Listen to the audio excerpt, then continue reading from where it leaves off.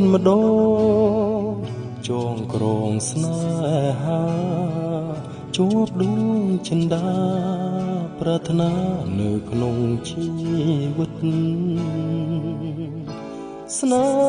មស្នេហាខ្លាចជាស្នាមអតីតគឺជារឿងពិតស្នេហ៍ស្និទ្ធដួងចិត្តបានផ្ស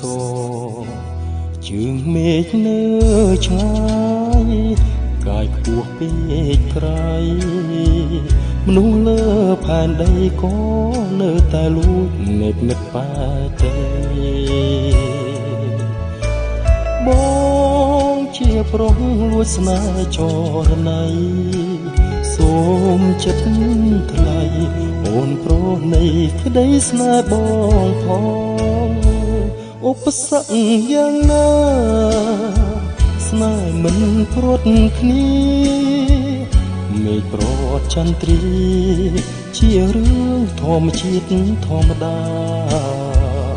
ស្នេហ៍បងនឹងអូនមិនសាបសូន្យមិនមរណាចិត្តនៅតែប្រាថ្នាស្នេហ៍អូននិរន្តរ៍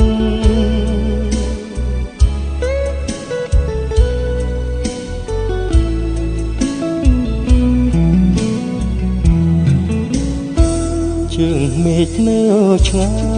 យកាយខ្ពស់ពេកក្រៃនោះលើផែនដីក៏នៅតែលួចនឹកនឹកបែទេបងជាប្រុសលួចស្នេហ៍ច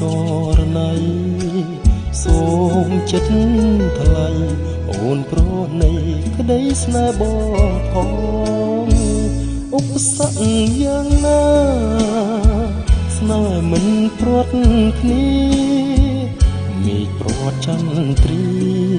ជារឿងធម្មជាតិធម្មតា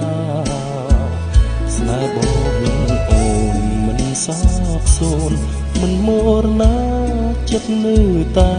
ប្រាថ្នាស្នេហ៍អូននិ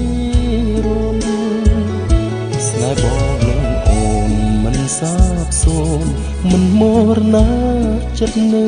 តែប្រាថ្នាស្នេហ៍អូ